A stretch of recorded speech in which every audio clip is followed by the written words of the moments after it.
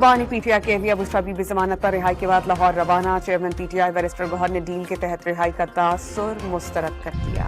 اسلام آباد high court کے حکم پر بانی پی ٹی آئی سے وکلاء کی ملاقاتی میں سابق وزیر اعظم کو انتہائی تنگ سیل میں سہولیت کا بغیر رکھے جانے کا دعویٰ کر دیا۔ دفتر خارجہ نے بانی پی ٹی آئی کی رہائی کے لیے امریکی کانگریس نمائندوں کا خط ملکی معاملات میں مداخلت قرار دے دیا۔ امریکی صدر کو مراسلہ سفارتی آداب کی خلاف ورزی قرار۔ وفاقی حکومت نے بیوروکریٹس کے غیر ملکی تعلیمی دوروں پر پابندی عائد کر دی۔ وزیر اعظم شہباز شریف کی منظوری کے بعد اسٹیبلشمنٹ ڈویژن سے نوٹیفیکیشن جاری۔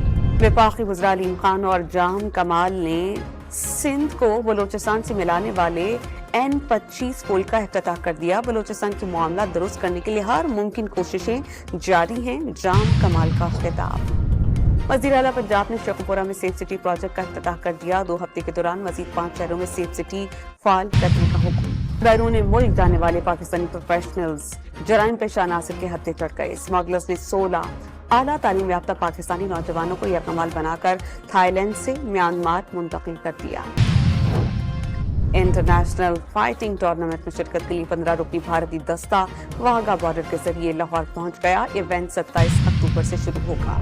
اور پاکستان اسٹاک ایکسچینج میں زبردست تیزی کا رجحان، 1700 سے زائد پوائنٹس کے اضافے سے انڈیکس 89,000 کے قریب پہنچ گیا۔